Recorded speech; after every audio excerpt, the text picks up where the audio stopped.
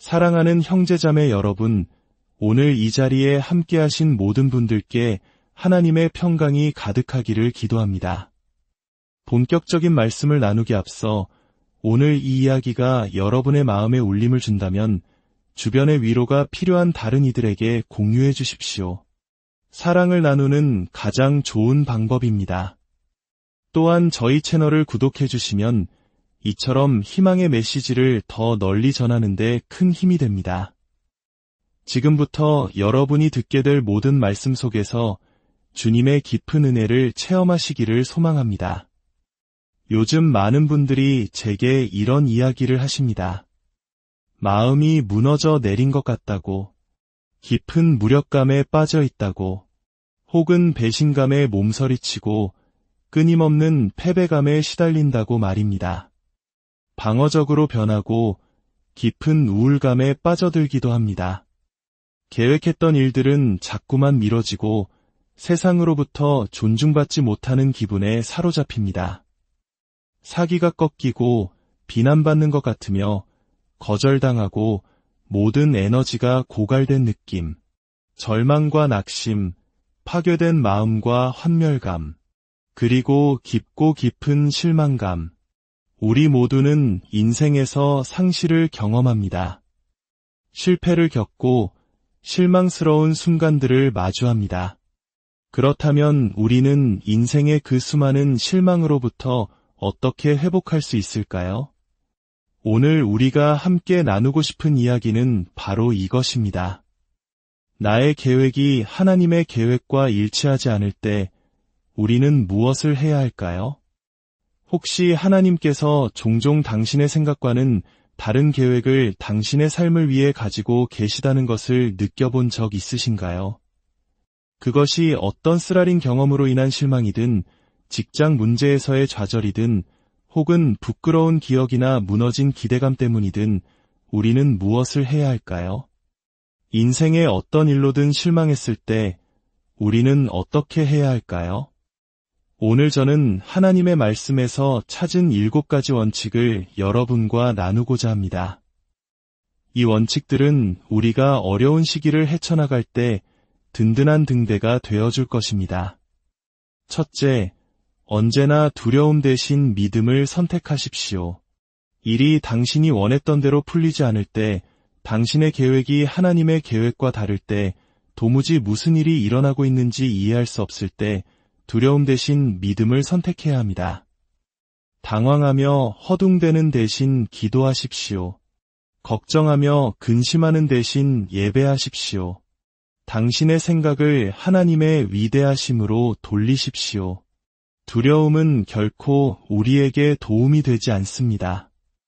걱정은 단 한 번도 어떤 문제를 해결한 적이 없습니다. 우리가 두려워하지 말아야 할 성경적, 그리고 역사적 이유가 있습니다. 먼저, 두려워하지 말라는 하나님의 명령은 성경에서 가장 많이 반복되는 명령입니다. 성경에는 두려워하지 말라는 말씀이 365번 등장한다고 합니다. 1년 365일 매일 우리에게 주시는 하나님의 약속인 셈입니다. 하나님께서는 우리가 불안해하거나 두려워하는 것을 정말로 원치 않으십니다. 디모데후서 1장 7절은 이렇게 말씀합니다. 하나님이 우리에게 주신 것은 두려워하는 마음이 아니요 오직 능력과 사랑과 절제하는 마음이니 그러므로 실망과 혼돈의 시기에 언제나 두려움보다 믿음을 선택하십시오. 둘째, 하나님께서 모든 것을 주관하고 계심을 굳게 신뢰하십시오. 인간의 눈으로 보기에는 모든 것이 혼돈처럼 보일 수 있습니다. 하지만 하나님께서는 더 크고 넓은 시각을 가지고 계십니다. 역사는 그분의 이야기, 즉 히즈 스토리입니다. 우리는 앞으로 일어날 일들에 대해 혹은 다른 사람들의 행동에 대해 두려워하는 대신 거룩한 마음으로 하나님을 경외해야 합니다. 성경에서 말하는 두려움은 공포가 아니라 경외심을 의미합니다. 욥기 25장 2절은 말씀합니다. 하나님은 주권과 위엄을 가지셨고 지극히 높은 곳에서 화평을 베푸시느니라. 하나님께서 모든 것을 통제하고 계십니다. 당신은 이 사실을 믿거나 믿지 않거나 둘 중 하나를 선택해야 합니다. 하나님께서 모든 것을 주관하신다는 이 하나님의 주권 사상은 우리를 위로하기 위해 존재합니다. 그럼 우리에겐 선택권이 없다는 뜻인가요? 라고 물을 수 있습니다. 물론 우리에게는 선택권이 있습니다. 우리는 하나님의 형상대로 지음받았기에 선택할 능력을 부여받았습니다. 하지만 우리의 선택은 무한하지 않습니다. 예를 들어 하나님께서 재능을 주시지 않았다면 스스로 오페라 가수가 되겠다고 선택할 수는 없습니다. 우리의 의지는 제한된 의지이며 궁극적으로 역사를 주관하시는 분은 하나님이십니다. 시편 75편 6절과 7절은 이렇게 선포합니다. 물은 높이는 일이 동쪽에서나 서쪽에서 말미암지 아니하며 남쪽에서도 말미암지 아니하고 오직 재판장이신 하나님이 이를 낮추시고 저를 높이시느니라. 하나님께서는 말씀하십니다. 내가 모든 것을 책임지고 있다. 나를 신뢰하여라. 나는 내가 무엇을 하고 있는지 알고 있다. 너는 내가 보는 것을 볼 수 없고 내가 아는 것을 알지 못한다. 그러므로 실망했을 때 믿음을 선택하고 하나님께서 모든 것을 다스리고 계심을 신뢰하십시오. 셋째, 인내하십시오. 아직 이야기의 끝이 아닙니다. 우리의 문제 중 하나는 모든 것을 너무 단기적인 관점에서 본다는 것입니다. 우리는 영원의 관점에서 상황을 보지 못합니다. 우리는 근시안적이고 조급하며 지금 당장 일어나고 있는 일이 세상 역사상 가장 중요한 일이라고 착각합니다. 하지만 그렇지 않습니다. 하나님께서는 우리가 태어나기 수천 년 전부터 역사를 이끌어 오셨습니다. 구약 성경의 하박국 선지자는 자신의 조국이 쇠퇴하고 멸망하는 것을 지켜봐야 했습니다. 모든 것이 무너져 내리는 상황 속에서 그는 하나님께 길고 긴 불평을 쏟아냅니다. 하박국 1장 2절에서 그는 이렇게 부르짖습니다. 여호와여, 내가 부르짖어도 주께서 듣지 아니하시니 어느 때까지리이까? 언제까지입니까? 언제까지 이 폭력에서 우리를 구해주시지 않으시렵니까? 하나님께서는 2장에서 하박국에게 응답하십니다. 하박국아, 나는 내가 무엇을 하고 있는지 알고 있다. 그리고 그 일을 위한 가장 정확한 시간표를 가지고 있단다. 너는 나를 신뢰하고 인내해야 한다. 이것이 이야기의 끝이 아니기 때문이다. 하박국 2장 3절입니다. 이 묵시는 정한 때가 있나니 그 종말이 속히 이르겠고 결코 거짓되지 아니하리라.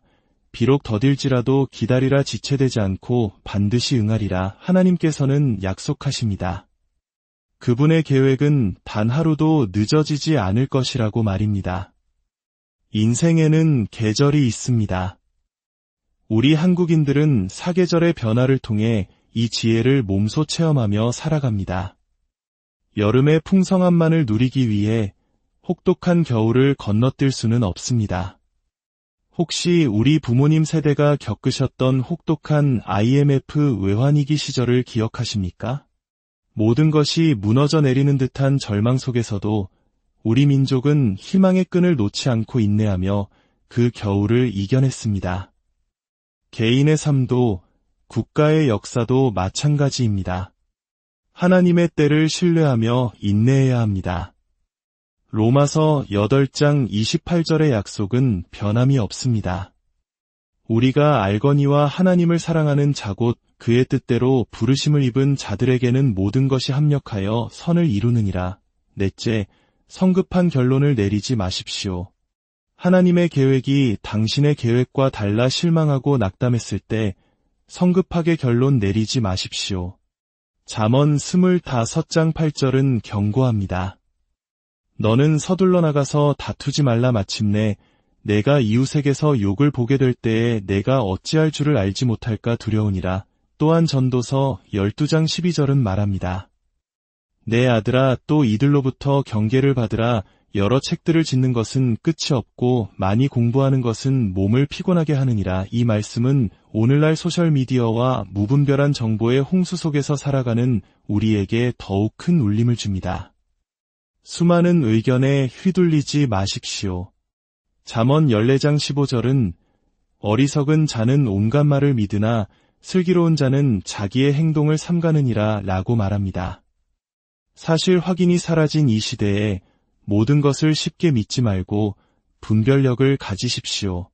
5째, 배워야 할 교훈을 찾으십시오. 실망스러운 상황을 절대로 그냥 낭비하지 마십시오. 당신의 계획이 하나님의 계획과 달랐을 때 그 경험으로부터 배우십시오. 하나님께서는 우리가 모든 것에서 배우기를 원하십니다.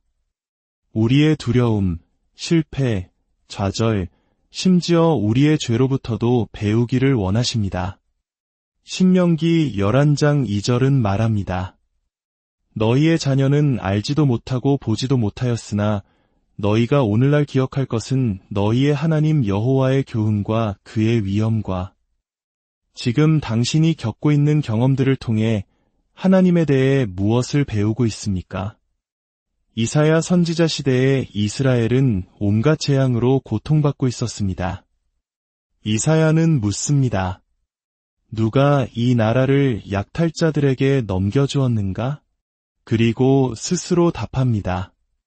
그것은 주님 자신이셨다. 우리가 그분께 죄를 지었기 때문이다. 그러나 우리는 무슨 일이 일어나고 있는지 전혀 알지 못했고 그로부터 아무것도 배우지 못했다.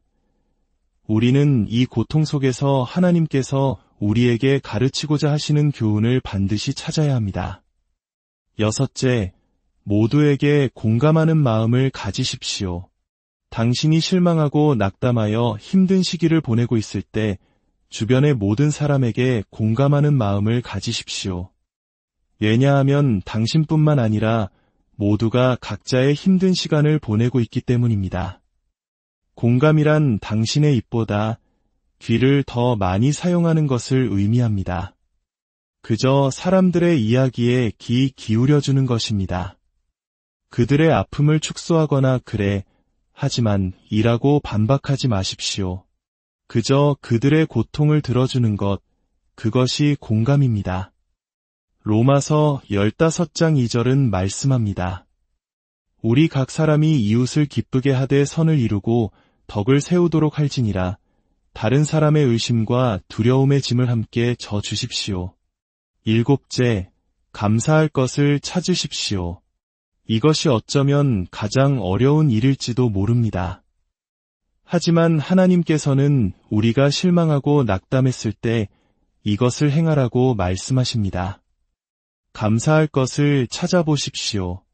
데살로니가전서 5장 18절은 하나님의 뜻을 명확히 보여줍니다. 범사에 감사하라. 이것이 그리스도 예수 안에서 너희를 향하신 하나님의 뜻이니라. 이 구절의 핵심은 범사에, 즉 모든 상황 속에서 감사하라는 것입니다. 모든 상황에 대하여 감사하라는 것이 아닙니다. 우리는 혼돈이나 편견, 학대와 같은 악한 일에 대해 감사할 필요는 없습니다. 하지만 그 모든 상황 속에서도 우리는 감사할 수 있습니다. 왜냐하면 우리에게는 하나님의 은혜가 있고 우리 삶을 위한 그분의 선한 계획이 있으며 우리를 변화시키시는 그분의 손길이 있기 때문입니다. 우리를 위해 십자가에 달리신 예수 그리스도께 감사하십시오. 하늘에 우리를 위해 예비된 집이 있음에 감사하십시오. 이제 말씀을 맺으려 합니다. 빌립보서 3장 20절은 우리에게 가장 중요한 사실을 상기시켜줍니다. 그러나 우리의 시민권은 하늘에 있는지라 거기로부터 구원하는 자곶주 예수 그리스도를 기다리노니 그렇습니다. 우리의 진정한 시민권은 이 땅이 아니라 하늘에 있습니다. 이것이 바로 우리가 영원한 것에 시선을 고정해야 하는 이유입니다. 잠시 함께 기도하시겠습니다. 마음속으로 저를 따라 기도해 주십시오. 사랑하는 하나님 아버지, 오늘 저는 두려움 대신 믿음을 선택합니다. 제가 마주한 모든 상황 속에서 두려움이 아닌 주님을 향한 믿음을 택하겠습니다. 하나님, 제 삶에서 통제 불가능해 보이는 모든 일들조차도 아버지께서 주관하고 계심을 신뢰하기로 선택합니다. 제 눈에는 혼돈처럼 보일지라도 시작과 끝을 아시는 주님을 믿습니다. 사랑의 주님, 제가 인내할 수 있도록 도와주십시오. 지금 이 순간이 제 인생 이야기의 끝이 아님을 깨닫게 하옵소서. 이것은 단지 한 챕터일 뿐이며 저를 위한 선한 계획을 가지고 계심에 감사드립니다. 성급한 결론을 내리지 않도록 저를 붙들어 주시고 제 주변의 다른 사람들도 아파하고 있음을 기억하게 하옵소서. 제 입보다 귀를 사용하여 그들의 아픔에 공감하는 자가 되게 해주십시오. 그리고 주님, 제 궁극적인 시민권은 하늘에 있음을 항상 기억하게 하옵소서. 그 무엇도 저에게서 그것을 빼앗아갈 수 없음을 믿습니다. 아직 예수님을 마음에 영접하지 않으셨다면 이렇게 기도해 보십시오. 예수님, 제 삶에 들어와 주십시오. 주님과 인격적인 관계를 맺고 싶습니다. 주님을 알고 신뢰하는 법을 배우고 싶습니다. 오늘 제 마음의 문을 엽니다. 제 삶을 주님께 맡깁니다. 저를 구원하여 주옵소서. 주 예수 그리스도의 이름으로 기도